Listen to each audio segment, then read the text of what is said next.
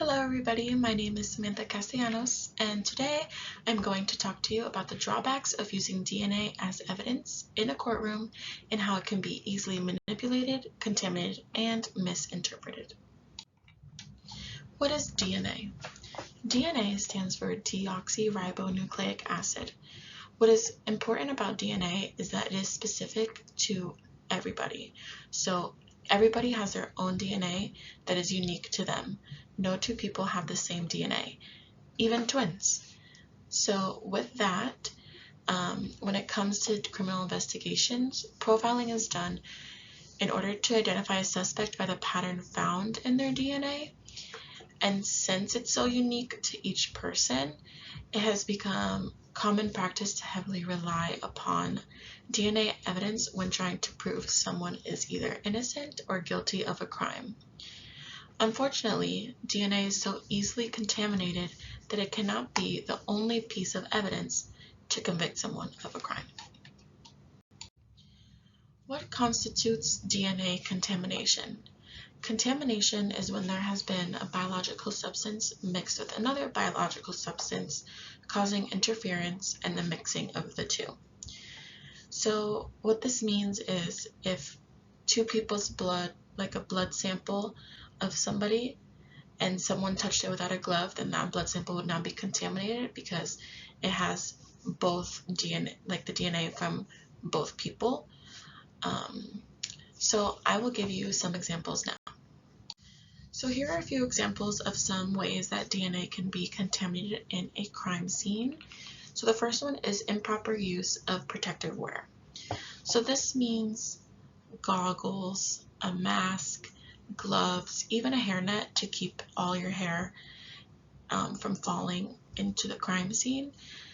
So without this, even a hazmat suit is often used to search crime scenes because anything can be contaminated very easily. So this is really important to make sure that the gloves are worn properly and the proper precautions are taken, especially like even shoe covers, because this can prevent footprints showing up in the crime scene that weren't there initially. Another example of contamination is when someone sneezes or coughs. So if an investigator enters a crime scene and they don't have a mask on and they sneeze or cough, then they are spreading their germs all over the crime scene. And of course, if there is an investigation going on, then this is going to contaminate any potential DNA evidence that can be found at the crime scene. So it's really important to make sure that whoever is going into the crime scene, like I said, is wearing a protective mask to cover their face in case they do have to cough or sneeze. The last one is not locking down the scene fast enough.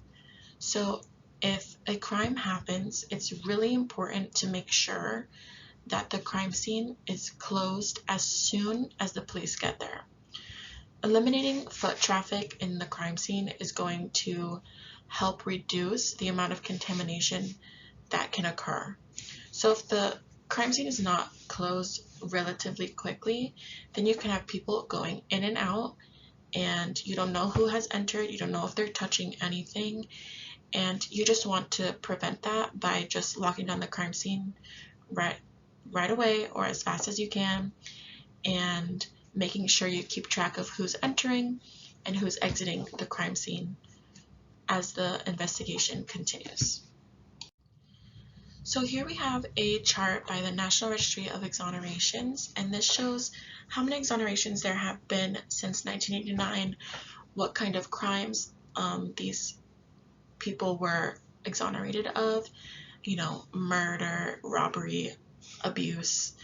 It tells us if they were female or male, and which states have the most and least amount of exonerations since 1989. So according to this chart, Texas and Illinois have the most exonerations since then. So Texas has about 475 exonerations and Illinois has about 540. Most of these exonerations were of murder convictions. And because murder convictions are very high in sentencing, the total amount of these exonerations has become 31,934 years that have been lost of these people's lives in total. And most of these exonerations were of Black males. So it just goes to show you that it's very often that we see exonerations, and it's really unfortunate because there's so much that goes into collecting and storing DNA evidence that it's just not properly done. And these people lose precious time of their life serving time for a crime that they did not commit. CODIS is the Combined Storage Index System. This system is a database that is used across multiple organizations to store and collect DNA data.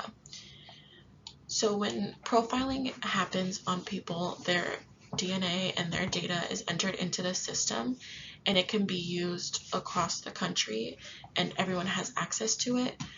So if someone crosses a state line and for a crime that they committed and they're trying to flee and they get stopped somewhere else, that organization that stopped them can look up their information on the CODIS database and see where they are located, what crime they have committed, and if they are wanted for that crime and if they're on the run. Because technology is always improving, it's important that this database stays updated so that we can enhance the storing and collection of the evidence that we get when it comes to crime scenes. Another thing we can do to help with the accuracy of the information that we're looking at, we can increase the sensitivity. So if we increase the sensitivity, it will allow us to make sure that we're getting correct matches and not just pulling up random matches that don't have anything to do with the case. So next is the misinterpretation of the DNA. So when we are looking at up DNA evidence or DNA information on the CODIS system or anywhere for that matter, we need to make sure that we are correctly reading what it says and correctly getting the information from the system. And entering the data incorrectly can also affect the outcome of an investigation. Even if one thing is inputted incorrectly, it can cause the whole case to lose its credibility. So it's extremely important to make sure that the work is twice or triple checked for accuracy to make sure all the information is getting inputted correctly into the system. Privacy.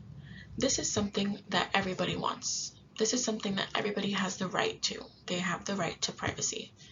But with having a database that stores everybody's information, race, home address, just everything about them, it's really hard to have an expectation of privacy with the government or with law enforcement. According to Prainsack and Kitzberger, they have interviewed many people, and they said that this CODIS system can be considered crossing the line or pushing boundaries on their privacy. When people are profiled and they're found to be not guilty, or they're let go and they're not put in jail or prison, their information may still be put up on CODIS even if they've done nothing wrong. If they've done nothing wrong, then they would consider that an invasion of privacy because there's no need for their information to be put on the database for everyone to see. So, and because technology is always improving, it's extremely hard to keep that expectation of privacy, because then there's going to be more information and more information on the demographics and genetics of the people that are being put into the system. Because DNA evidence needs to be stored and collected so accurately, it's important that it's not used as the sole evidence when it comes to convicting someone of a crime. There needs to be additional evidence against that person that is hard and substantial evidence that can definitely prove without a shadow of a doubt that that person committed the crime or did not commit the crime. In order to help reduce the number of wrongful convictions and exonerations, I think a standard needs to be applied where it's strictly followed and everyone across the country or the world needs to follow those guidelines, so that way there's no mistake in any DNA collecting or interpreting. And although investigators do their best to keep the misinterpretation, manipulation, and contamination of DNA to a minimum, it's extremely hard because any little thing can cause the DNA to become contaminated. So this is why DNA is not good to use in a courtroom as the sole evidence when it comes to convicting someone of a crime.